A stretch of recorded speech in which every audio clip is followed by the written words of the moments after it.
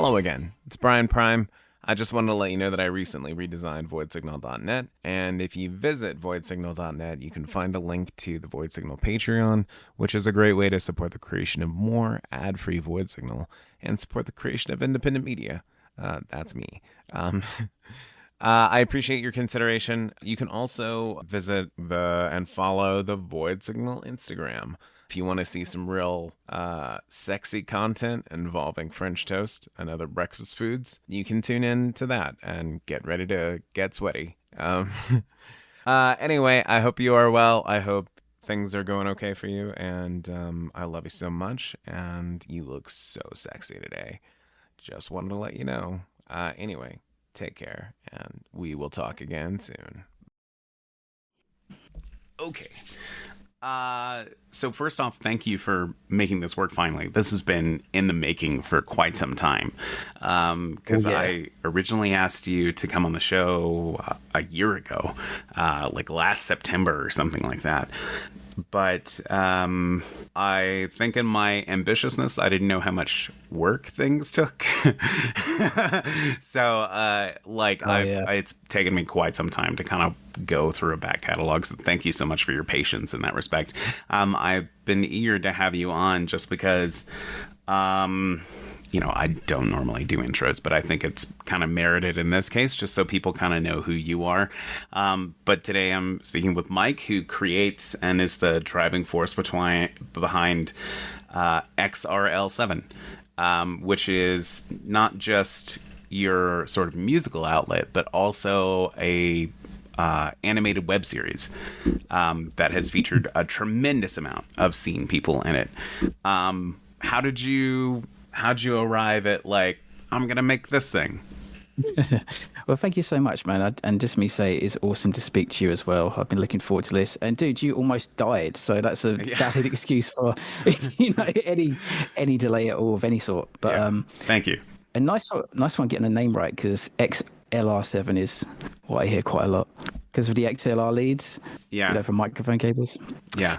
I confess I do frequently have to look at it when I go to say it or type it, just because I'm like, I have difficulty remembering it precisely, and I'm like, well, I want to get it right. So I appreciate it. I've seen so many variations of it, the dash in all sorts of places, but I love it. I'm not precious about it. Sure. But yeah, the way it came about is, I guess it originally started when, so I was in a band called Mixy One, which is an electronic rock project started that in 2010. And I'd been in that band for a while, and I started making friends in the industrial scene and playing some shows and making acquaintances. Sure. But I wanted to express myself somehow outside of music, just do something different. Because music is, of course, extraordinarily expressive, but it's kind of typically more abstract, isn't it? It's more emotional, and I wanted to tell a story which was more direct and more dialogue based.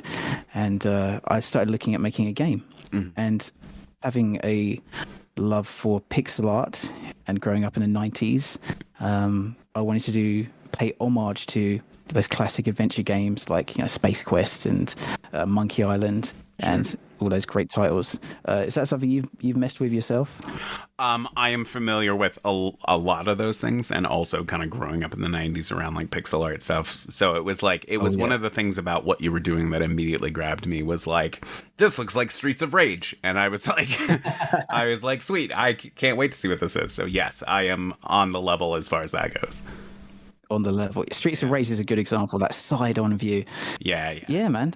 So I was trying to emulate that with pixel art, and initially, so I started making a game, and the idea was, it had a different storyline originally. It was about a journalist in a dystopian cyberpunk world. That part kind of remained. Sure. But it was, a journalist discovering some conspiracies and meeting other bands. But I had that concept of, I'm going to get my friends to sing on certain songs as characters. And started working on the game. And realized, oh my gosh, it takes a long time to make a game. And oh my gosh, I went on holiday and I lost all my momentum. And I was like, man, something doesn't feel right. Maybe this isn't the way to go. And put it to the side. I was like, well, what else can I do? And I kind of took a gamble and said, well, how about animation? So I got a graphics tablet, which on the cheap, not the most expensive one. Got a trial of Toon Boom, which is like Flash, Adobe Flash. Right. And with the help, the magic of YouTube, looked at some tutorials and started messing with animation. And I was like, okay, this is it. This is what it's about. And started a project called Project Anything, which was something I was doing with some friends. And we started an animation series called Sparkball, which was about a fictional Tron-like sport. And it was a great entryway into learning to animate and collaborating with people. And I was like, okay, I've got enough experience now. Let's take X-RL7 and animate it and make it a web series instead. And from there, there was a song that I was working on during the game version of XRL7 called Apotheosis Man, sung by a character that was intended to be like a baddie. Right. And it ended up being the lead character Goody in the web series Omega. So it's funny how that worked out.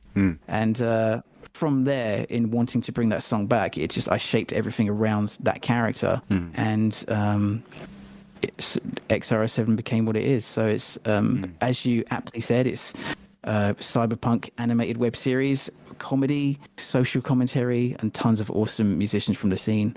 And I've been listening to your voice for a while, Brian, so I can see it on a pixel character. I'm just saying.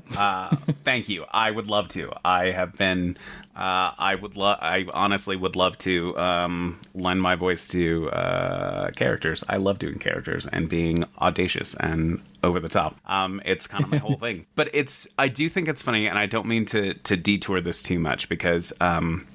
But I do just want to comment and mention that my guest yesterday was Real from Coma Duster. And he was explaining to me, how his new record has this really high concept, elaborate science fiction backstory to it that was originally conceived as sort of a narrative.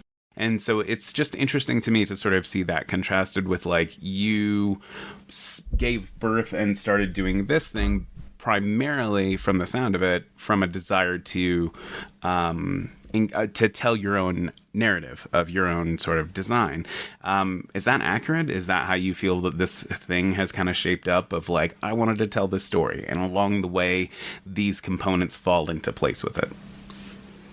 Absolutely, yeah. It's very similar to Real. I love Coma Duster, by the way. I've actually been tempted to hit him up, but I haven't pulled the trigger yet, so maybe that's worth doing. He is wonderful. So you absolutely will strike gold there. He is a marvelous human being. Fantastic. I've not actually heard his talking voice. I have to look up an interview somewhere.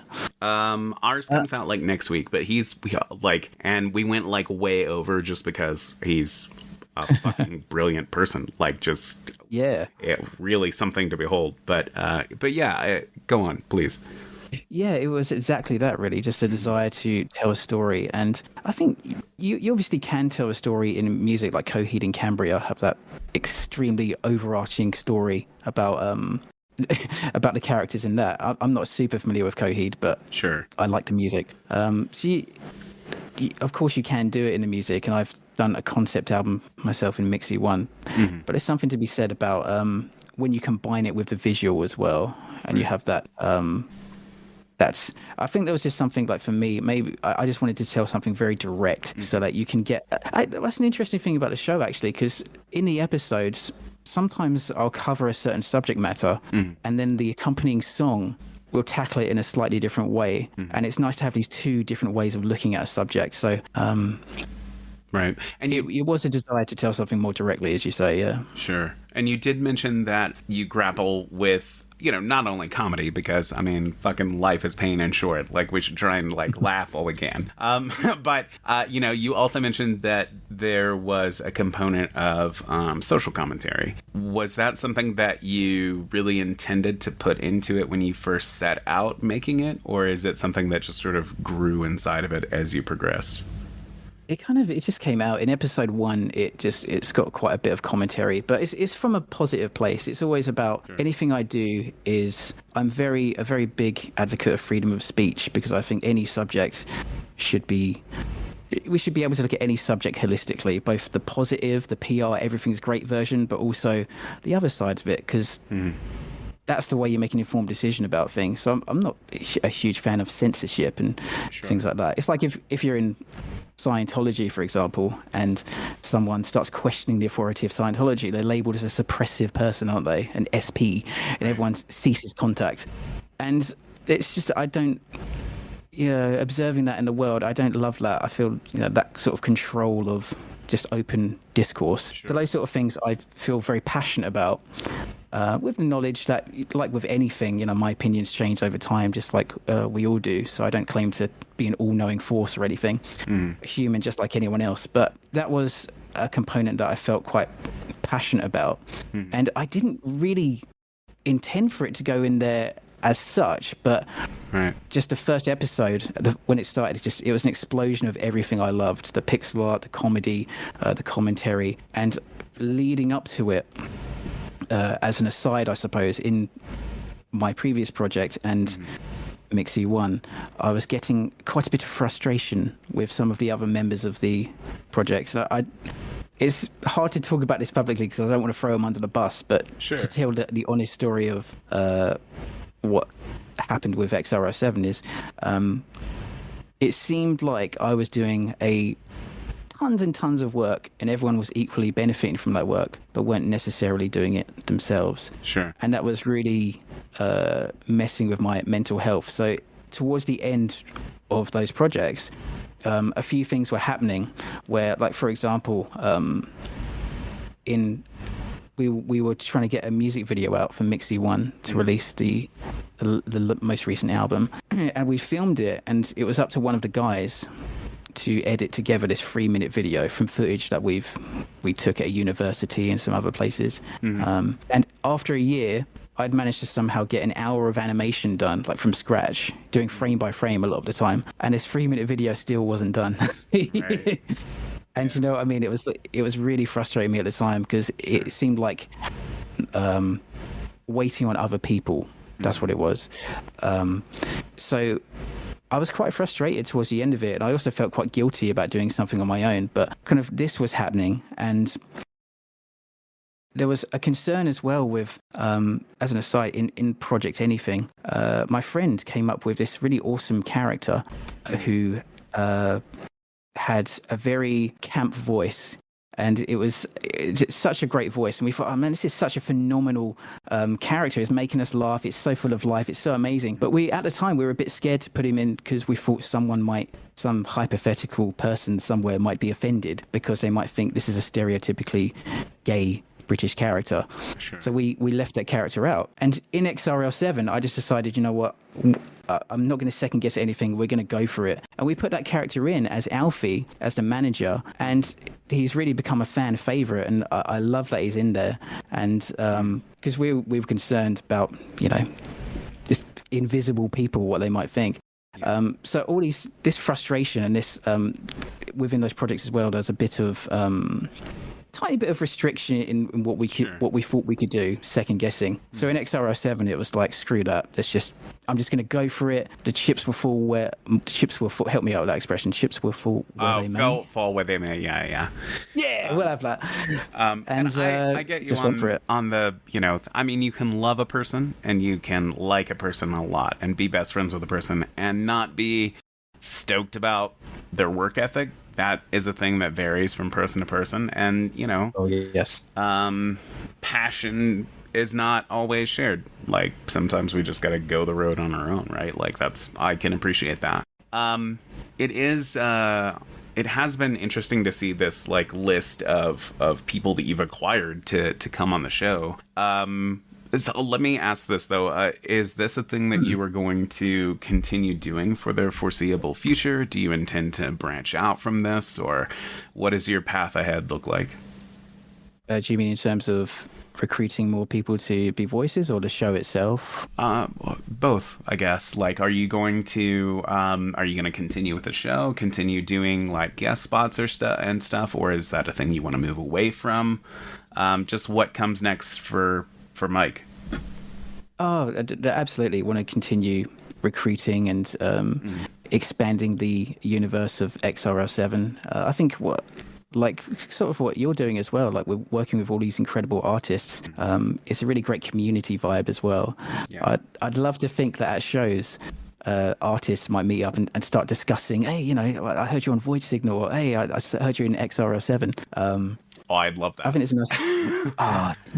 Absolutely, dude. And may I just say, because I do listen to your stuff, and I think it's excellent how you speak with the musicians, because you cultivate a culture of coziness very well. Well, thank you very much. I do appreciate that. Thank you. I don't know how I do it. It's all accident. It's it's all by accident. Magic. Yeah, it's just the magic. I just don't know how if you don't know how it works, it is magic. The magic of Brian. A lot of Brian's in the industrial scene. Yeah. It's quite interesting. Quite a few. Yeah. Yeah. But to answer your question, yes, just to keep more people. I'd love to have more artists involved, and it's actually a great excuse to work with artists that I admire. Like, oh my god, I tell you what, working with Blue Stalhi, that was insane, because he is literally one of my favorite artists, and literally shaped my musical trajectory. So it was just insane to work with him, and also to discover like he's a really lovely person as well. Quite a lot of people in this scene are pretty nice. It's quite funny for quite a dark sounding scene, Yeah, we've all I think a lot of us ended up with similar damage, and so so we're all vulnerable in kind of the same ways. A lot of us, I think. It is interesting though to sort of and this is kind of a topic that came up with Ray Al yesterday, was that there is such a crossover, or it seems rather common, that this scene has a tremendous amount of neurodivergence inside of it. And I mean, I guess that's to be expected with the content that has sort of drawn all of us here. But I don't know. Do you have any thoughts about that? Yeah. Well, we're talking about the non-mainstream, aren't we? We're talking about something which is alternative and different. Sure. And not necessarily for the mainstream, so it does make sense. It's a very creative scene, and I can certainly see that, and have certainly come across that in the people that I've dealt with. It kind of reminds me, does it, of just the appearances can be deceiving sort of thing. Is I've never forgotten one time where I was in London and they had this alternative cyber sort of shop. I've forgotten the name of it, and you go in there and there's people, wearing quite industrial gear or gothic gear, pounding music. And I remember I went in one time and there was this song playing that I thought was pretty cool, and there was a guy there who was a member of staff, all dressed up, looking pretty hardcore, looked really impressive, and he was miming the words. So I went up to him and said, what's that band? And in the softest, poshest, most non-threatening voice ever, he was like, oh, that's Infected Mushroom. And it was like, it's just like there seems to be quite a lot of softies behind the exterior there. Yeah, for sure. Also, shout out Infected Mushroom. I love Infected Mushroom. That's like great band. That's way back. That's like going back. That was I haven't listened to Infected Mushroom in a minute, but we're showing our age now, aren't we? Yeah, a little bit. I have such a soft spot for that, like, late 90s to early 2000s sort of electronica that was really, like, kind of popping off in, like, the UK around that time, with, like, MTV had a very short-lived late-night show called AMP that would play, like, Future Sound of London and, like, Underworld and Orbital and shit like that. It was so great. Oh, yeah. Yeah. Orbital were awesome, man. I mean, the Spawn soundtrack, dude. That was such a great album. That mix of industrial and the rock geezers. Yeah, I was a big fan of that. The one on there that like really stood out was the Slayer remix by Atari Teenage Riot. Like, oh, what a blast that was. I was like, man, I want more of this in the world. I think that's before like the rock and the industrial stuff was mixed as much as it is now, isn't it? It's quite fresh and new at the time. I remember reading that Sneaker Pimp, the Sneaker Pimp's Marilyn Manson one. I remember the Sneaker Pimps in interviews saying they hated it. Yeah, because they had very little input. I think the Marilyn Manson guys just stole the show there and just didn't let them have much input. Yeah, I remember reading that too. Vocalist on it. You did, yeah. Yeah, I was like, oh wow, like that was what. So that like I knew the name Sneaker Pimps from the people that got fucked over on this collaboration because yeah. Man. Well, you've spoken with Chris, haven't you? I have, yeah. He was like. Usually, I don't have to deal with like managers or like PR or anything like that. I just reach out to his person direct and like, hey, come on the show. But he was like, has staff that I that I had to go through and everything. But it was he was wonderful. Very thoughtful, articulate. Yeah, it was good. I was going to ask, and I did want to comment on just some of because I've got the website pulled up here, and I'm looking through some of the names that you've had on. A lot of Void Signal guests. I love the people from Alice. JP is wonderful. David Dutton is such a treasure of a human being. Like, I want to kiss his fucking cheeks every time I see him. Like, he's just so sweet and so kind. He is, yeah. Nyxx as well, and then I'm gonna have Matt Fanal on next week. Actually, Sweet. So Matt is great, funny guy. And I did want to ask you about this because it is a hot topic issue at the moment, and I debated with myself at length about whether or not I wanted to put this question to you or not. But let's have it. In the interest of being candid and honest. So Jimmy Urine, Mindless Self-Indulgence, has had very serious allegations, is currently still embroiled, as to my knowledge.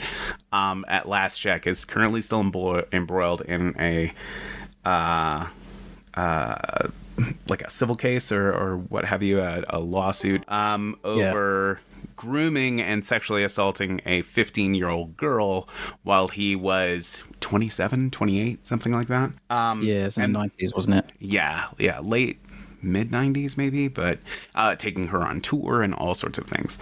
And I know that you have publicly sort of distanced yourself from this because this was all, his inclusion and everything was prior to all of this coming out. But I just kind of wanted to hear your thoughts about it as it pertains to, are you familiar with a recent issue that happened with like Kanga and Artifact Records and Mr. Kitty? I am, yes.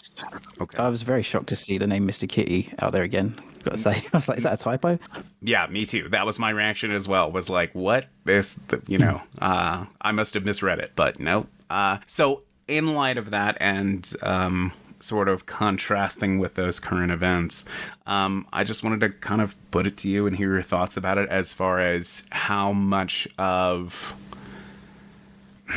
I feel like there's a question there to be asked, and I don't know. I'm not expecting you to have an answer because this is a question I probably don't have an answer to myself, but like I definitely feel like there's maybe a question there of how much should this still be used. Like I know there are still artists, this is the last thing I'll say and then I'll turn to you for your answer, but I know there are still a lot of artists in the scene who have remixes by Mr. Kitty that are some of their most popular tracks, and I would have taken them down personally. Like I have, there are Void Signal episodes which have been taken down because the person who has done something that I do not agree with, and whatever fame they have or pull they may have is not worth giving them that platform. So but I'm not here to like tell anybody else of what lines they have to draw. So I'm interested to hear your thoughts on this as it pertains to this current moment, if that makes sense. Absolutely. I'm very happy to share my thought process on this because it is a very delicate issue. Sure. It's, as you say, when Jimmy was in the show, it was, I think in 2020, it was well before the accusations, and we were all big fans of Mindless Self-Indulgence, so it was quite a trip to have him involved. And it was just backtracking before we go on to that, before I get to the main question, is when we did work with him, it was quite a fascinating experience because he did end up, I don't want to say ghosting us, but when the episode was done, essentially he kind of stopped responding to emails, and because we were quite upset that he didn't share it, because he's sitting on like 500,000 Facebook fans at that point, and we were all a little bit like, oh really, he's not gonna, does he not like it, right. But that aside, yeah. And then the accusations came after, he's in 2 episodes. He's in one where he has more of a prominent role, episode 8 I think it's 8, and then he makes like a very short cameo in episode 12 with a lot of other artists. And I did debate about that.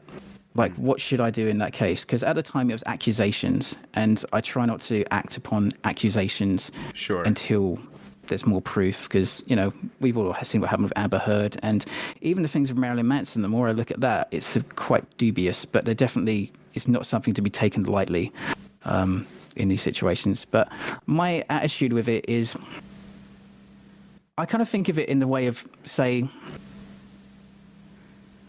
like the film Baby Driver. You've got Kevin Spacey in it, who's got some questionable activity around himself. Unlike a song per se, there's other actors involved. There's a lot of work, a lot of editing, a lot of writing. There's so many other people involved. And in the episodes which Jimmy is in, he's not the only one in the episode. And I feel like taking that out is to take a bit of story out, which, myself and the people involved have put a ton of work into those particular episodes. And the second one he's in for like a minute, and then there's all these other people. So I made the decision that I didn't want to affect the story of X-RL7, especially not since something was in an accusation stage. I did, however, unlist the behind-the-scenes video. But my attitude was I didn't want his actions to affect everyone else involved and ruin it for them. And if you want to skip that episode, you can skip that episode. But certainly there have been, as soon as that happened with Minor Self-Indulgence, quite a few people did actually stop watching the series just because he was involved in just any capacity. I had a message from someone a few weeks ago who was quite a big fan of X-RL7. They asked if Jimmy was still involved, and I said he's only been involved in that one episode, and that the other one, and we haven't heard from him since, and no intention of. And they were like, okay, I might start watching again. And it's upsetting that his involvement affects all the other people there. But if it was, I made a decision not to remove it because it's a pivotal part of the story. Sure. And maybe that might change in the future, but it's a lot of work to, what I mean? And as I said, like, I don't think we got much clout from it, if you know what I mean, from having him involved, because he didn't share it with anyone. And do you think actually, sorry, I don't mean to interrupt you, but I want to put this question to you really quick. Do you think that you would feel differently about it if he had? Like, if he had shared it? Yeah, if he had shared it, do you think you would be more inclined to maybe take it down now? Or what do you think you'd still feel kind of the same? And bear in mind, like, as when I put this question to you, I do respect your answer for leaving it for the sake of continuity, but I don't think it would have affected it if you'd shared it or not. That's just a personal sort of unrelated sort of feeling about it. Because, as I say, Mikey who voices the Duke, who they kind of have a trade-off in that scene, was really stoked with the scene and the acting, and he was so stoked about it. And we were all, as I say, a little bit bummed. Well, he's not under no obligation to share it, but even if he had shared it, it wouldn't have affected how I feel about this topic right now. I don't know what the right move is, but particularly when something's in accusation stage, I don't want to make any decisions. In the case of someone like Mr. Kitty, there's quite a lot of evidence out there, isn't there? So that's I don't know. It's a tricky one. It is, and I, like I said, I was reticent to bring it up just because I didn't want to like put you in the hot seat of like, hey, we're talking about this thing you made, but hey, also this other uncomfortable hot topic. But it's fine, dude. Okay, thank you. Thank you for that. I do appreciate it. But I'm actually kind of happy to talk about it because I haven't really spoken about it too much publicly, and it's whether it's right or wrong, that's what I've done for the series to keep the continuity and keep the story going, because it's just a shame to pull out such a pivotal chunk of like the Duke dynamic and that because someone behaved very poorly. I don't know. And I mean, in a sense, the people who come on the show, I also forgot to shout out Ted Phelps. I love Ted is great. I love Ted. Hey. But these people are coming on as guests and or actors, in a sense. So I can understand and I can respect your reasoning for leaving it. I can. There's people involved in the show which outside is quite fascinating because I do enjoy. Generally speaking, I quite enjoy a nice diversity of worldviews. And there's people that outside of the show I've seen on their social media been very vocal about defund the police and very sort of that political ilk. And there's other people that are a bit more conservative, I suppose. There's atheists. There's some people that are Christian. There's Phelamites, Aleister Crowley's society. Sure. And I like that. I like that we can connect regardless of what view someone has, because I'm always interested to hear different points of view, even if I may not agree with them. Sure. But certainly, I think I've said all I need to say about the Jimmy thing at this point. Yeah, sure. No worries. Yeah. All right. So this is continuing for the foreseeable future. Are you going to ever sort of branch out into your own thing and do like your own sort of musical project that is not associated with this? Well, I've got Mixy One technically, which is the band before XRL7. So I've been doing that for 10 years, and that's electronic rock, and that's a fun project. So very possibly I might do something afterwards, but I'm quite content at the moment just being musically the songwriter, the guy behind the scenes. Gotcha. Just I don't really feel the need to do that right now, but. You never know what the future will hold. Maybe I'll get an itch to do something. Sure. But I kind of view it as a solo project as it is, in a way, with awesome people who come on for the ride and contribute in really amazing ways. But I suppose at the end of the day, it's I'm the one putting the hours and hours and hours and hours and hours and hours into animating and these things. Right. So it's I guess it would be nice to do a project without animating maybe sometime. Yeah, maybe take that part of the workload out for a little while. Get AI to do it. Yeah, there you go. Ooh, that is also a topic that came up yesterday. So you're hitting all the notes. But yeah, AI is like a anyway, we won't go into that. That's like a whole can of worms. Yeah, kind of artificial worms. Yeah, artificial worms. That's the name of my next side project, so don't steal it. By the way, dude, I was impressed how you shared some. I've never said the name out loud. Behemoth. Oh yeah, Behemoth. Yeah. Behemoth. Yeah. Yeah. Because some people who I've come across, it's funny with metal and industrial, because they're kind of the most elitist genres I know sometimes. They really are. Oh my god! Because it's like some people in industrial, like any hint of guitar, and it's like, nope, not having it. Yeah, similarly with metal, isn't it? Yes, and honestly, that was the thing that so a quick sidebar here. I saw a band at a festival that, the previous band right before them had been like, 3 guitars. They had like a keyboard or whatever and like a drummer. It was like, industrial metal kind of stuff. But like, the next band comes out and is like, oh, you're not going to hear any guitars on this. Okay, we have a problem with certain instruments now. Like, get out of here. Like, you're not that important. Anyway, I went and smoked during your set, but yeah, it's like they are very elitist, and it's like, I don't know, man, just like what you like. And Behemoth is just one of those bands that was like, I'm not a black metal guy. I'm not a metal guy. But they were just transcendental enough to like reach out to like teenage Brian that was really into like Satanism and like blasphemous stuff, because I grew up in the American South and was surrounded by a religious atmosphere. So it really spoke to that, and I just fell so in love with it. But yeah, you're right. They like so much like not a lot of cross pollination, but I feel like that's changing. Yeah, it seems to be getting a bit more open these days, but there's still some people that just any hint of synths. Even Queen would like that back in the day. Which is a bizarre thing to say. They used to say any synths. No, they had on their albums proudly no synthesizers. Then they just started using loads. Yeah, exactly. It's whatever. I use whatever. Like make it however you want to make it. But yeah, especially the idea of like gatekeeping in the industrial scene about guitars. Get out of here.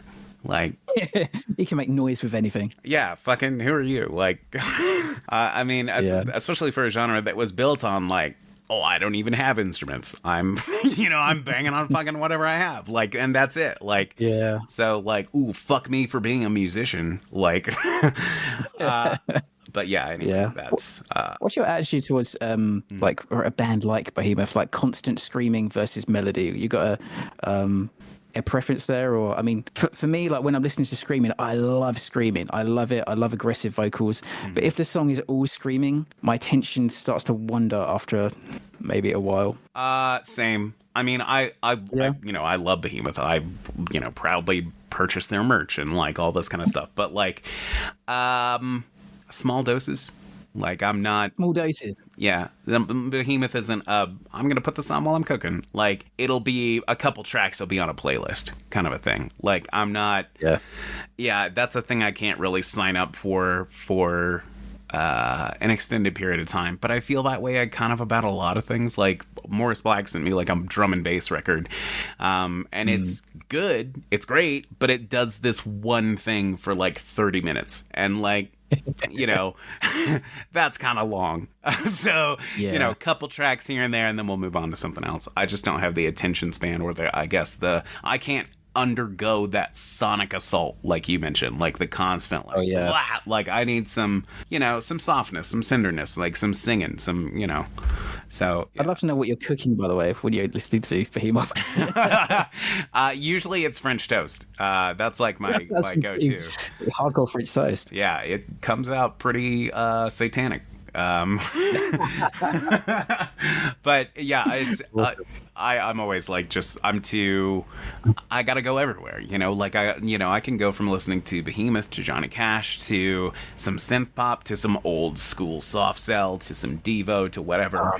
I feel like that's a lot of people in this scene, like at least a lot of the artists I know, and I'm sure you can mirror this sentiment, but a lot of the people I know are just like they're into whatever and they don't give a shit if it's cool or not.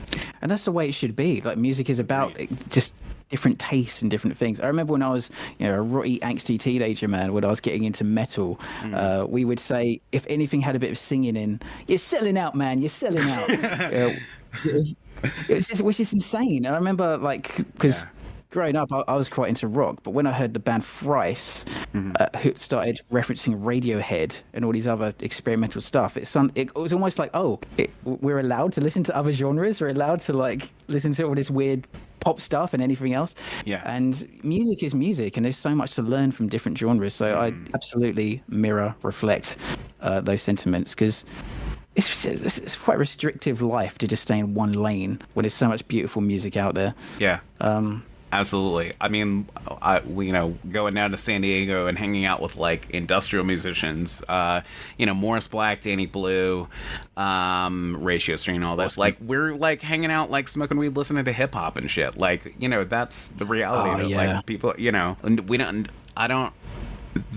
I can't live and breathe the industrial scene. I can't. It's not interesting enough to be able to hold my attention all the fucking time, if that makes sense. Yeah, man. Yeah, it does. And yeah, I also like a bit of hip hop, but I have this relationship with it similar to screaming, where when it's pure hip hop, like Cypress Hill, pure rapping, I used to have some Cypress Hill CDs, and I'd be like, track 1, yeah, man, this is awesome. Track 2, oh yeah, popping off. Track 3, this kind of sounds like track 1. Yeah. So yeah, I need the variation, need the mixing up, and that can only be good, like mixing up genres, like trying to think of an example, even just like industrial pop, like Aesthetic Perfection does. At least you're mixing something. There's an interesting fusion of songwriting in there. Yeah. Have you heard the band Kim Dracula? No, I have not. So it's basically that they're doing pretty well at the minute. They've got millions of views on YouTube, and basically they change genre every few seconds, from jazz, from scat to just mixing it up all the way through. And it's a little bit ADHD, but it's really fascinating and actually quite well worth a listen for anyone. Kim Dracula. I am putting it electronic metal. It's awesome. It's a little bit, a bit heavy, as in subject matter as well, but it's well worth a check. Oh, I'm into heavy subject matter. Like, that is like the reason Health has become like my fucking like one of my favorite bands over the past few years is because it's candid and it's honest and it says really honest, deep things. Things that I, prior to them sort of coming on the scene and having these things, like, wasn't really, readily available. And I am a sucker for, like, heavy content. Like, oh, this song is about how I want to be fucking dead. And I'm all like, woo! Can't wait can't wait. I love it. I love that shit because it is thoughtful and it's like, it's such a good outlet for, like, feeling those things and saying them aloud and letting them go, kind of a thing. So I will check this out for sure. You got to send me some Health, dude. It's a band I used to be in many years ago, and I've been very, very, very casually revamping a song with the vocalist from back then. And she's really into Health, and every time I work on this song we're working on with a demo, she's like, it needs to sound more like Health. And I'm like, okay. And so I've been checking little bits of Health, but it's so vague. It's just like the instruction I'm getting is need to sound like Health. So if you've got any pointers or any songs to check out, hit me up, dude. For sure. I will annoy you with it happily. The other I do, speaking of genre blend, the other thing that I do want to shout out that I've kind of been banging on about for a little while. Have you ever heard Chord Hell, who is a funk artist? I have not. Okay. Have you ever heard funk at all? What, funk music, the genre? Funk, Phonk. I have not, no. Okay, so it is a... I'm going to try and describe it. I'm going to just use some words. It's like punky, electronic, fuzzy hip-hop that's like kind of sped up and really like... You'll have to hear it. It's like there's something so infectious about it. I've just like been hooked on listening to it for the last like 6 fucking months or something insane. Like just it's so it like reaches out to that part of you that's just like, oh, I kind of want to go flip this cop car. Like it's it just like gets you like fucking amped. I've not had music kind of do that to me in a minute. So it was like it's been really fun to listen to. So I will send you some of that as well. Chord Hell is that sounds incredible. Just from you describing it, it sounds beautiful. The mixing of genres, high speed, I love it. Send it over, dude. For sure. I don't want to keep you too long. And also, again, thanks for making this work on. It is Thanksgiving here in the States. Oh yeah, I appreciate you making this work on like the holidays and everything. But I did want to get to what is something that you're enjoying right now, just something that you're fucking jazzed about. Musically, or I mean, anything else? Or? We kind of talked about the music a little bit with Kim Dracula, unless you've got other stuff that you're just like jazzed about. But just whatever springs to mind of like just something you're digging. You know what? This is so random. This isn't a song. This isn't music. But that's fine. This week, Valve, Valve, this software company, they released a documentary about. Yeah, they released the 25th anniversary documentary of Half-Life, original Half-Life. I didn't know that. Have you? Oh god, it's brilliant. It's really eye-opening, like how few people are involved in it. Wow. Where do I watch this? It's on YouTube, on the Valve channel. It came out just a couple of days ago. I think it's an hour long, something like that. Hell yeah. And it's... are you like me, where you have a lot of Half-Life memories from back in the day? Yet. It is a thing I don't brag about often because it's also maybe a tad embarrassing, but I do have like my fucking 20-year-old Steam account that I am a Half-Life fan. Absolutely. I was wearing my Half-Life shirt the other day actually. Like oh really? Yeah, for sure. So I will definitely watch this. Oh my god. I remember when it first came out, dude, those head crabs. There's a classic moment I never forget where, do you remember one of the levels where you're outside and you're kind of climbing these narrow cliffs and there's this tunnel and the designers have put a head crab right in the tunnel. So as soon as you stick your head, if you move out of the way, the head crab just goes flying into oblivion and it's beautiful.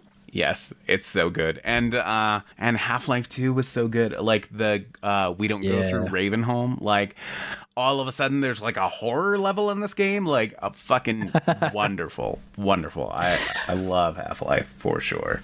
Yeah, man. Do you still play first person shooters or things like that?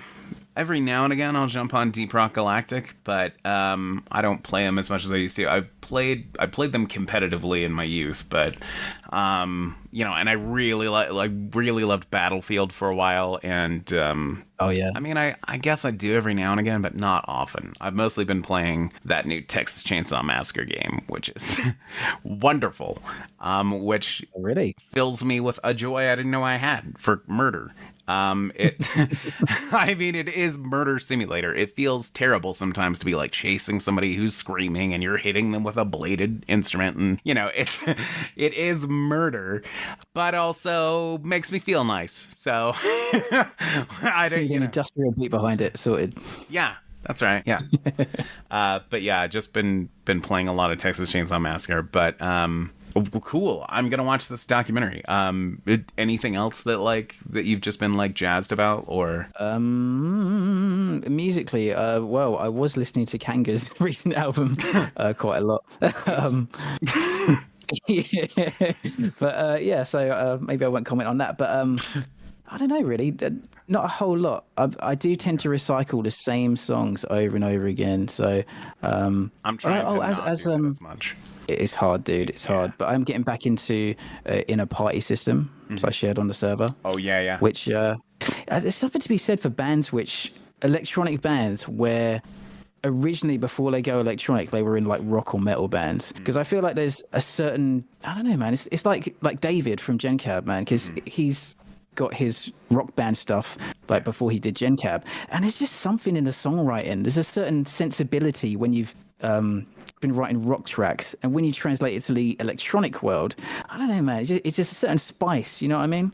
Right. It's a bit more songwriting craft than some electronic musicians, because I remember when I was first getting into industrial and playing with industrial bands back in the day, there was a lot of artists where it was just like, you know, turn on the laptop, it just really simple, you know, electronic stuff, but the vocals were just like, yeah, you know, really like sort of monotone, like almost talking over it. And it's like, it's okay, but you know, when you've got like songwriting involved, it's a different level, you know.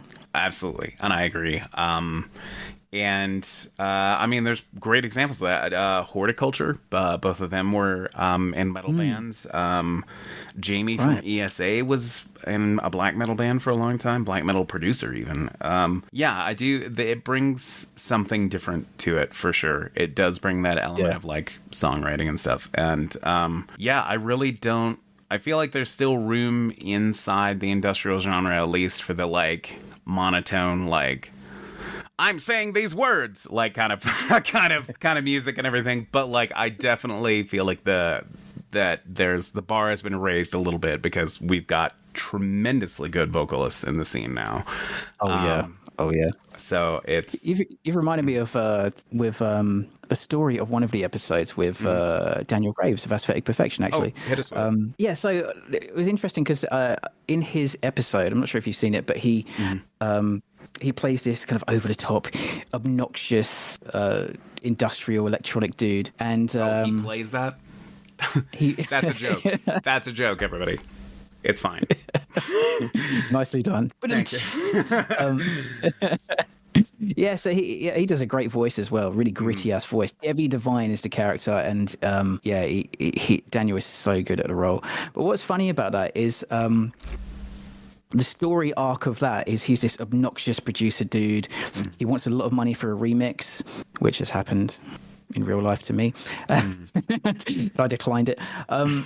But what I wanted to show was the commentary on that particular episode was about how much editing and, you know, like in the 90s, the Photoshop of today is, you know, Instagram filters. And when we compare ourselves to the people on social media and celebrities, it's not necessarily a fair comparison, because there's all this digital editing and very carefully choreographed presentation at play.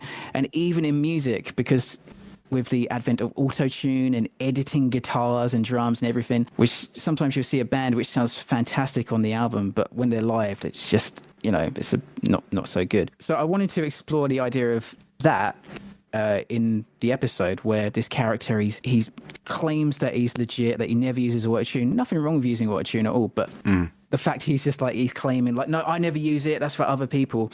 And the hook is when he starts playing live, he's got so many effects, his laptop just starts overheating and you start hearing him without any effects. And Daniel was such a great sport, because I asked him to do two things there. I asked him to do a very out of tune vocal of the song, which was so cool that he did that. And the self-consciousness of just doing some weird vocals. But I asked him, I wanted him to do a really bad scream, like industrial scream. And one of the inspirations for that is I saw this industrial band in the UK where on the album they've got like a million effects. They've got distortion, phasing, chorusing, ambience, and it sounds fantastic on the album. And I saw them play live, and for some reason, the vocal was totally dry. There was no effects at all. And it just sounded really like, meh, meh. It wasn't very pretty, dude. And without giving any references to Daniel at all, I asked him to do like a bad industrial scream. He did exactly that, exactly what I was thinking of. So I don't know if this is like a common thing in industrial, but yeah.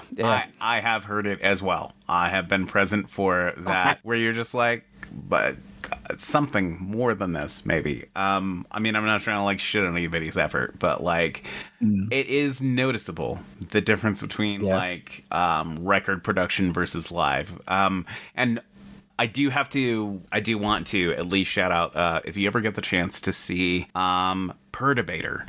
Yes. I caught Perturbator with Health, and it was, I was there for Health, but like, I like Perturbator well enough, but I was floored, like totally blown away between the transition of like, not only is it an incredible light show, not only is it incredibly well crafted sound design, but like, oh, I'm, doing this on the keys, and then like, oh, I unsling my fucking guitar, and like, now we're gonna shred this. Like, I was like, okay, musicianship is happening. I'm watching a performance. And I feel like there are a lot of bands that maybe don't put in that extra effort of like, I'm going to put on a performance. It's like, instead they're just kind of come out and, I'm going to play my song. Put something into it. Like, make fucking effort, maybe. I don't know. Anyway. Yeah, it's the spectacle. Yeah, but my point being, just see Perturbator if you can. I know, and I've never said a name like that. Perturbator. It's funny because I am aware of them because their music videos have a lot of cool, sexy pixel art. So, I don't think I've ever seen their videos, so they're beautiful. They're dark and pixely. There's the guy who did. Are you aware of the game Virtuaverse? Yes. Yeah, so but it was written by someone who's forgotten his name, an industrial musician who I've totally blanked on his name right now. Oh dear, I'll look this up as we're talking. Oh god, but yeah, it's a game by 3 people. One of them's a programmer. One of them's this amazing pixel artist that does cyberpunk, beautiful stuff. If you like the stuff in X-RL7, his stuff is... He's a better artist than myself. But it was written, and the music is done by... what's his name?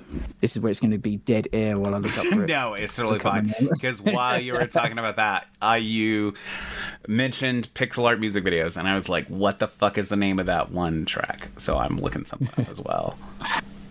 Okay, Master Boot Record, one of them. And I think he was also... Is that his name? Yeah, Master Boot Record, but he was in another band because he's worked with KMFDM and some others. Dude, this is gonna bug me now. It's gonna be bad for the podcast, though. No, it's totally fine. I can cut silences. It's no big thing because I also want to, before I forget, because my brain, it'll be gone the moment that we hang up, so I have to find it while I'm thinking of it. But it was so good. And I never remember this fucking band name because it's, it's garbage. It's like forgettable shit. Like fucking, it's blah, blah, blah, blah, blah. Like numbers, letters, fucking, nothing. Okay. I don't mean... X-RL7. Yeah, just like that shit. No, but I fucking don't remember this. Yeah. It is going to be in here. Oh, dude. There we go. Okay. I will send this to you while I'm thinking about it. But it is, and for those curious, it is by Triple X. Good luck finding that on YouTube. But it's but the song is called Liquor, and it is the music video. I have no idea where it's from or anything like that. It just fucking wrecks and has such a great pixel art music video. So I will send this. Excellent. Send me that, dude. I've abandoned looking up for that name, but it's funny you mentioned band names because X-RL7 obviously is, you know, a very, some might say random series of characters. But part of the motivation of having that as well was as well as having something quite cyberpunk and something that felt right, something that you could actually find on Google. Because, man, like, one of my favorite bands is a Japanese rock band called Fake. With a question mark. Good fucking luck. Yeah, good luck, dude. It's like, you can't find them without having all these other qualifiers. You know, the J-Rock, not even J-Rock. It's got to be the name of the guy in the band. And, you know, even I remember back in the day when Orgy was around. That was a fun band to search for. Yeah. Yeah. I mean, as it is, like, you know, my favorite band's Health. Let me go try and find information on Health. Like, good luck. Yeah, like Health band, Health industrial band. Like, you have to like add on all these other qualifiers and shit. And I've trying to tag them on social media for shit is also like frustrating, just because it's like, you know, I get a million suggestions of like, did you mean Health Network? No, I fucking did not. It's like you got to find them down and you got to manually find them, then get their username from the URL and then put that in, and it's like, it's just hassle, isn't it? Yeah, but I do think X-RL7 is a cool name, and I think it accomplishes that cyberpunk vibe that you were going for, and I think that definitely comes through in the show. It is very, and I've watched a lot of it, not all of it. I will confess that, but I've watched a lot of it, and it is fun. Like, it is a thing that, and I don't know if I said this earlier, but I did want to make it a point to mention it before while I have you. This is a thing that I think the scene needs. It's fun. We need fun things. We need things that that people can pitch in on, of like, oh, I can do a thing, or like, because then it becomes something inside the community. And I think that is something that our scene needs more now maybe than ever, because I feel like we're sort of, I don't know, so it's a good thing for people to come together about. And I am really glad that it is a thing that you are continuing to make and work on and expand, because I think it's good for people and I think it's good for the community. So thank you for that. Oh, thank you. Thanks a lot, Brian. I appreciate that. Yeah, it's definitely fun, and entertainment is the priority in the show. Even amidst the other elements, the commentary elements, that's what it's all about. And I do appreciate that. And you know what? It's been really fascinating to me how industrial, or just musicians in general, vocalists in particular, are really good at voice acting. Like, shockingly good. There's been a lot of people where it's like, you might expect people to be like, they might need a bit more guidance, but most people just nail it like straight away. Yeah. It's really fascinating. And I've been thinking why that might be the case. And I guess it's because when you're singing in some way, you are kind of putting on a bit of a character, because you're playing an exaggerated version of yourself to some degree. I've heard you've spoken to Christopher Hall, haven't you, from Stabbing Westward? Yes. Oh, dude, I'm jealous. I'm so jealous. I remember, like, I saw an interview of him before where he was talking about, someone was mentioning about how, you know, how heart-wrenching and how intense the lyrics are. And he was saying, yeah, well, you know, it's not like every day, you know, you do dramatize it a bit for the song. So another way of looking at that is, you know, singers do put on an exaggerated version of themselves to a degree for performance. Sure. So that's my working theory as to why singers are good at voice acting. What do you think? No, that makes sense, because you're, you know, after, I'm just a podcaster, but like, it has forced me to, you know, prior to doing this, I was a very shy, inhibited person. I wouldn't go strike up a conversation with anybody. And you know, the moment that you're sort of in charge of a thing, or you become sort of, you know, if you're the front man for an artist or for a band or whatever, or a singer or whatever, like, you become sort of a public figure, and this is like your public facing mask that you have to put on. And so I get that completely. Like, after I do like an interview, I have to go, like, you know, be inside my own brain for a while and just, like, you know, you gotta like decompress from things, because it's a thing it's like you said, it's a version of yourself that you're using your the full your active brain for, of like, I've got to be on, and I've got to, it's like putting on a character. So absolutely, it does make perfect sense to me, because for those reasons, because everybody's trying to amplify themselves a little bit. All the knobs are turned up. So that's interesting you say that. I'd love to discuss, like, because as you say, being in a more public figure sort of environment. I mean, are you quite anxious before you speak to someone, or do you have a lot of emotion before, leading up to an interview or anything like that? It's usually pretty chill. I'm usually not nervous at all, and I'm going to be doing Void Signal live at Mechanismus next year, and like I'm not nervous about that either, because even though it's like getting up and public speaking, like that doesn't make me nervous. I only get nervous before the show, like if there's only been like a handful of times. IMAC was nerve-wracking as a motherfucker, because it was like it was big and important, and it was in front of like his whole Discord server, so like all his patrons are on there, and like watching it live and shit. So that was pretty nerve-wracking. But the only other one that like I was really super nervous before was Herman Klappholtz. He records as Kamasats. He's been making tribal and ritualistic industrial for like 30 years, and I've been a huge fan since like the late 90s. And he's not huge. Most people I know have never fucking heard of Akamasats, and that's fine.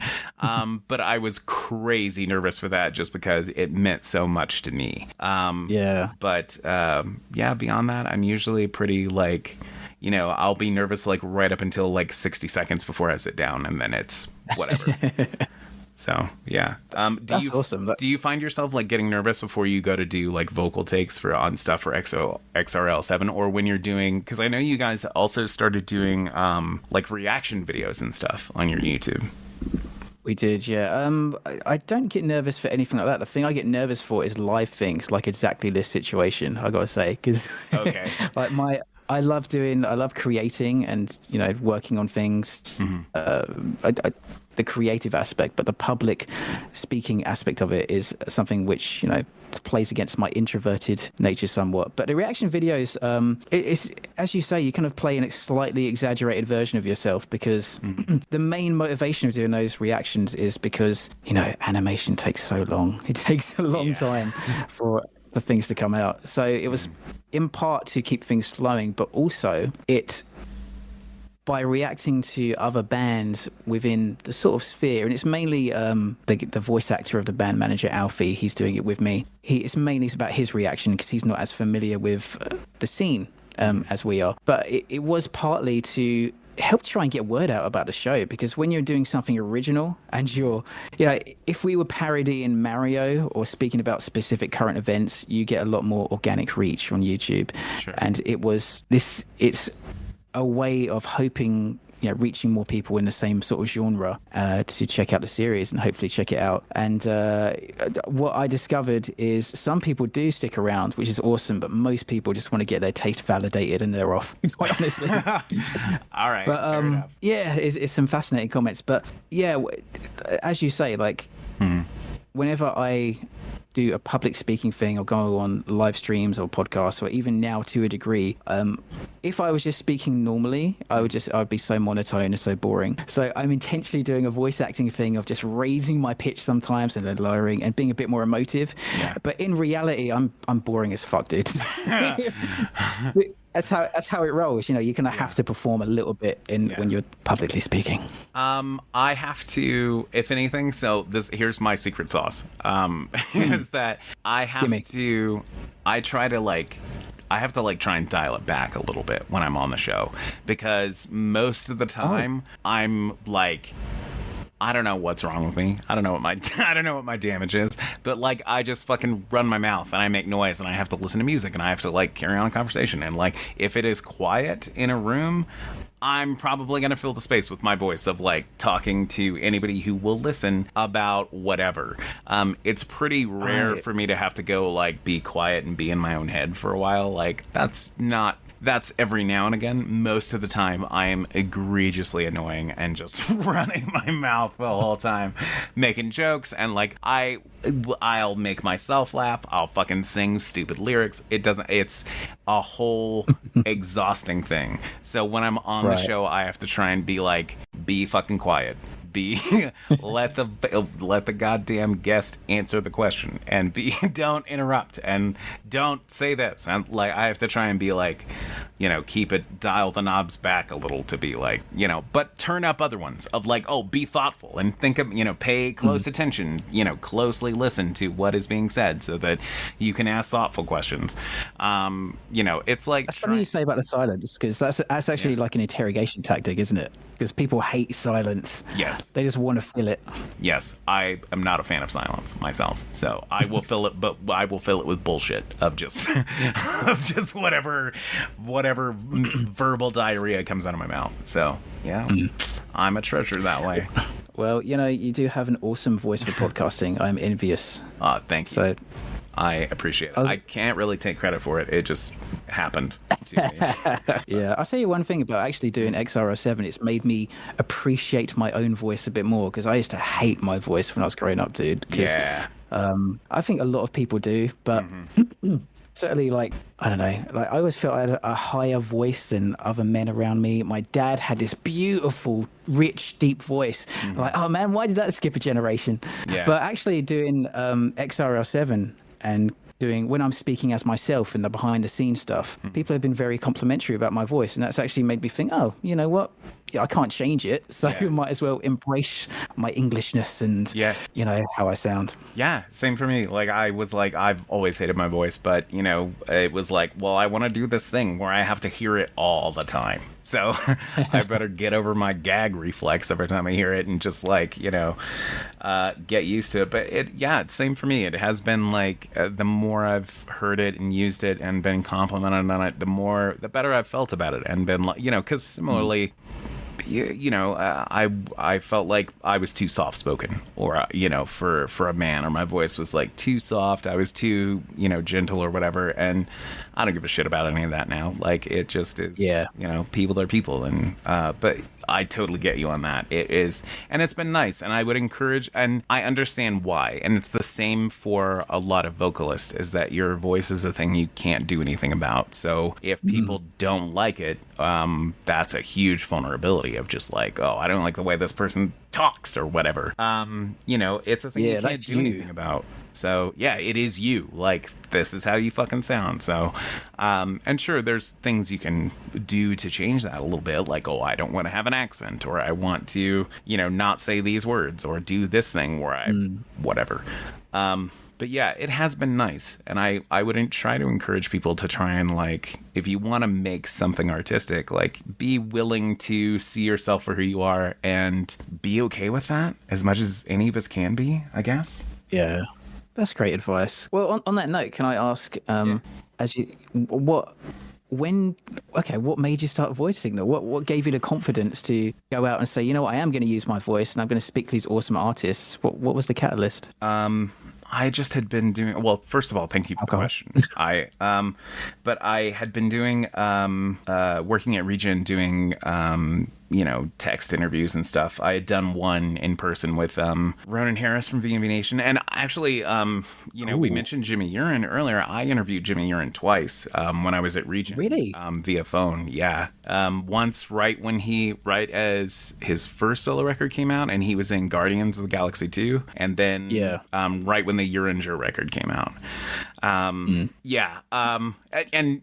That a fucking shame, fucking bummer. I was like super disappointed to find out. But yeah, doing Regen interviews, I was like, well, I've always been complimented on my voice a lot, and I don't like transcribing. So how can I go around that? And I was like, well, people tend to like me and want to talk to me, so I will try making a podcast. And industrial music has been the thing that has been there for me for a long time. It was the thing I fell in love with, and I don't really care if other people love it, because I do. So Void Signal was like, I want to expose people to cool things and or interesting people. Because I mean, you know, not every Void Signal guest I'm like a huge fan of their music, and that's fine. I will have them on because they're interesting, or what they have to say, their perspective might be of some value. And I'm trying to branch that out from just being music to being like artists and models and just people who might say something that's worth hearing. But yeah, what gave me I just was like, I want to do this. And, you know, goddamn the torpedoes, I'm going to. So I, got some audio software and just... I started recording on like a gaming headset and kind of called in some favors from people that I'd interviewed previously, like Chris Hall from Stabbing Westward. That was very much he just happened to like me because he knew me from Regen or something like that. That's how I had his email address and was like, hey. So I did use that as a stepping stone to sort of open a lot of doors for me. I'm good friends with Clint Carney from System Sin. So, somebody who's like, oh, you need theme music? Here's some theme. So I got to like kind of walk onto the scene with like passable graphics. I do everything myself. So it's like, what I have is what I can make. And that's fine. Like I'm happy with it. But it was a big advantage to be able to walk on with like, I've got rudimentary graphic ability and a theme song, and people like me and know me well enough that I can convince them to come on to the show. So it was, it's been exciting. It's been great. It has given me a tremendous amount of joy, in my life, as it seems that X-RL7 has done for you as well. Is that true? It is. And it just goes to show you, dude, just as you're doing there, just when you follow your passions, I mean, the amazing people you've spoken to and the amazing community you've built, it's with XRO7, it's fascinating because there's so many times where I have a voice in my head, which is like a self-doubting sort of voice about even dialogue, like sending dialogue to certain people. Like it just, as a small example, like the episode with Nyxx, Nyxx is incredible. She's got such a great voice, and she's such a wonderful human being, isn't she? Yes. And the character in that episode is this really seductive, flirtatious, manipulative kind of agent who's trying to get her way using her feminine wiles. And the whole dialogue for the script, and the song less so, but a bit in the song, but the dialogue was just innuendo after innuendo. It was like all these sort of sexual sort of leading things. And I was so worried about sending that to her because, oh my God, is she going to think I'm a pervert? Is she going to be not comfortable doing that? Right. You know what I mean? But I just, whenever I have feelings like that, doubts about scripts or subject matter, whatever, if I believe in it, I just push through that little voice that says, nope, you're embarrassing yourself, don't do this. And you know what? She annihilated it. She was so into it. She like totally committed to the character and gave such a beautiful, memorable performance. And there's so many examples of even just starting a project like XRO7 or I imagine Void Signal for you, where you hear a voice saying, no, you're going to embarrass yourself. Don't do it. Yes. You just push through it, and beautiful things happen when you believe in yourself and push through that little barrier. Absolutely. Because there's been plenty of times, and I'm sure this is a thing that you have faced down of like, and I'm sure many, many people, of that self-doubt wins, where you're just like, why should I bother? Why, it's never going to be blah, blah, blah. But I feel like this is the thing that I definitely think a lot of us are guilty of devaluing our own skills and what we have to offer simply because capitalism says it doesn't have any value. None of us in this scene are rolling in money because of what we're doing. We're doing it because we love it, and we can't do anything but this. So I think a lot of people probably face that same struggle of like, I really like making dolls, or I really like making this, or I'm doing this thing. But, if capitalism says if you're not making money from it, then it's worthless, right? Like that's the mentality so many of us grow up inside of, that we devalue the things that we have to contribute and the things that we want to do. And when it comes to like people's own voice, or like dancing or singing or anything, these are things that animals do. Like, you should never feel bad for doing any of them. It doesn't matter if you can't dance very well. It doesn't matter if you can't sing great. It doesn't, like, none of that matters because you're doing a thing that animals do. Fucking do it anyway. And if anybody has a problem with that, you can punch them in their fucking neck if you like. I give you permission. Like, but I would try to encourage everybody to do as Mike and I have, of just like, reach out with both your fucking hands and grab control of the wheel and try and steer it towards something that makes you fucking happy, that gives you some fucking life, that you feel good about when you do it. It's worth it. Exactly. And the amazing, that touching other people's lives with what you do, you never know how this one bit of art you make or whatever you're doing can touch someone's lives in a significant way. And I've had some really wonderful messages in the series from viewers, which are just so heartwarming and really, really touching. And it's just, it goes to show just putting yourself out there and doing what you love can result in good things. And when you were saying about money earlier, it kind of made my mind go to like with music, because the beauty of streaming, we know streaming's convenient, it's awesome, but there was that psychological thing, isn't there, where back in the day in the 90s when you purchased a physical CD, because you spent your money on it and because it was harder to get, it was more of a hassle to get. There's a psychological consumer thing of you, when you buy something, you want to convince yourself that you've made a good investment. So I'm going to listen to this CD, you know. Yeah. Whereas with streaming, is a bit more of, because you're paying the money to Spotify or wherever, not to the artist directly. And you're just like, yeah, this song, okay, next. It can be, I think, discouraging for artists sometimes because there is that, it seems like they're not valued as much as they should be. And music and art is one of the most valuable things in the world. Like, agreed. Creativity and yeah, it's, as you say, the monetary value is sometimes a deception where it makes something which is really beautiful not seem as valuable. You basically said it already. I'm just repeating what you're saying, dude. No, it's fine. It's totally fine. But yeah, no, I agree 100%. It's and I hate that. It's the thing I dislike the most about the world right now. I mean, aside from all the war and injustice and poverty and human suffering, and I mean, I could go on. But aside from all that, I hate the fact that art is devalued and that it is not. We should have fucking universal basic income and like musicians on every corner and artists on every corner, and like we could have a wonderful world. But forces have gotten themselves into power and don't want that world because it's not profitable.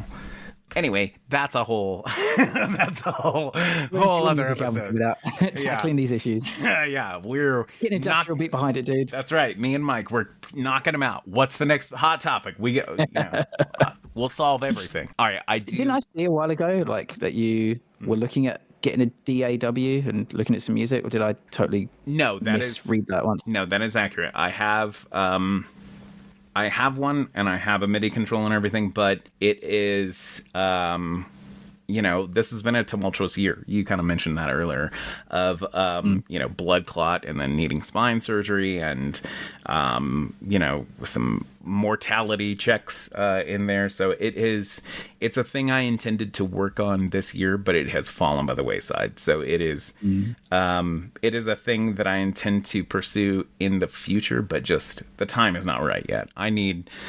I've got other things on my plate that I've kind of taken precedent over that, if that makes sense.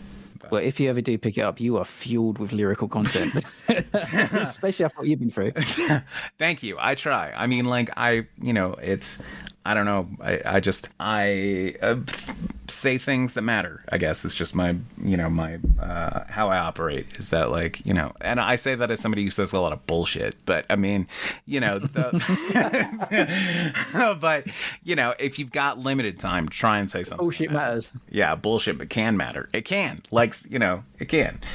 All right. I don't want to keep you too long, and we are at an hour and 20 minutes, which is totally fine. This has been a wonderful discussion. I would love to have you back on for more discussions and some roundtable episodes, if you would be interested. Yeah, sure. That sounds fantastic. Okay. Just hook up the time zones, because being in the UK is, No problem at all. I've had a handful of guests from Sweden, and like that's some like, oh, I gotta get up at what fucking time? Oh shit. Like, so no, that's totally fine.